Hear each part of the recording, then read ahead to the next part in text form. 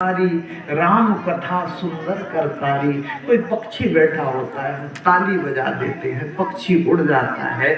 ऐसे ही व्यक्ति के जीवन में जो संशय रूपी पक्षी है वो कथा को सुनने मात्र से उड़ जाता है। ऐसी इस कथा की महिमा है। तो मोहयन्ते सूर्या तेजो वारिमृदाम यथा विनिमयो यत्तु सर्वसा दाम्ना स्वयं सदा नरस्तुकोकम सत्यम परम धीमहि। देखिए, सत्य स्वरूप परमात्मा को प्रणाम किया। पहले श्लोक में कृष्ण का नाम नहीं है। लोगों ने सोचा कृष्ण कोई पुकारेंगे, लेकिन नहीं। लोगों ने सोचा 24 अवतार है विष्णु भगवान के, एक आध को प्रणाम कर लेंगे, लेकिन एक का भी नाम नहीं है।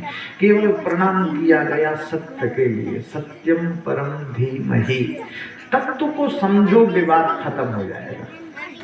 तत्व, जिस दिन तत्व समझ में आ गया उस दिन विवाद खत्म है।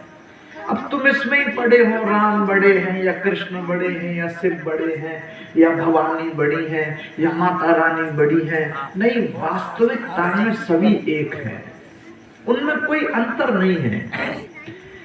आत्मा मेरी भी वही है, आपकी भी वही है, उसमें कोई अंतर नहीं है। परमात्मा एक है, उनको आप राम कह दो, कृष्ण कह दो, शिव कह दो, उससे कुछ ज्यादा विशेष फर्क नहीं पड़ता है। एको ब्रह्म द्वितीयो नास्ति। परमात्मा एक है, दो नहीं है। तत्व को समझ जाओगे तो भ्रम खत्म हो जाएगा, विवाद खत्म हो जाएगा। भाई पानी मतलब पानी, अब समुद्र कह दो, तालाब कह दो, नदी कह दो, झरना कह दो, कुआं कह दो, क्या फर्क पड़ता है तो सब में पानी। इसको ही तो कबीरदास जी कहते हैं, कबीरा कुआं एक है पनिहारी अनेक, बर्तन सबके न्यारे हैं पर पानी सब में एक। जिस दिन उस तत्व को जान जाओगे सारे विवाद समाप्त हो जाएंगे। लेकिन तुमने तत्व को नहीं जाना, इसमें ही पड़े हो कि समुद्र बड़ा तो है लेकिन खारा है, नदी ठीक है। किसी ने कहा नदी भी है तो लेकिन बहा ले जाती है, भाई अपना तालाब भी ठीक है। किसी ने कहा यार तालाब में पानी भरा तो रहता है लेकिन शुद्ध नहीं है, बहता पानी और चलता संत शुद्ध होता है। किसी ने कहा नहीं कुएं का पानी ज्यादा बेटर है। ये तो अपनी अपनी मानसिकता है, अपनी अपनी जगह सब श्रेष्ठ है। समुद्र अपनी जगह है, उसके अंदर कितने कितने हीरे मोती छुपे हुए हैं वो तो कौन समझ सकता है।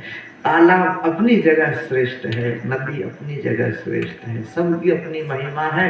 तत्व क्या है? पानी। उस पानी को समझ जाओगे तो विवाद खत्म हो जाएगा।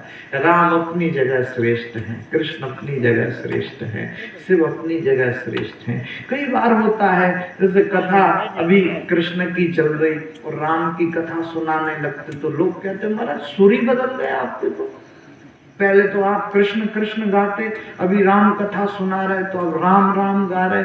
मैंने कहा बात ये है, विवाह जिसका होता है गीत उसके ही बजते हैं। यानी कथा जिसकी होती है स्पीच भी वक्तव्य भी उसके लिए सुनाने पड़ते।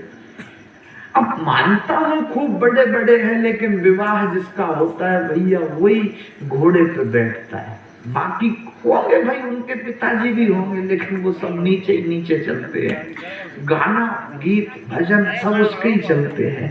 ऐसे ही जिसकी कथा होती है उसके ही राग को अलापा जाता है। यहाँ शिव की कथा सुनाते तो शिव को श्रेष्ठ बताया जाता, राम की कथा सुनाते तो राम को श्रेष्ठ बता देते, कृष्ण की कथा सुनाते तो कृष्ण को श्रेष्ठ बता देते।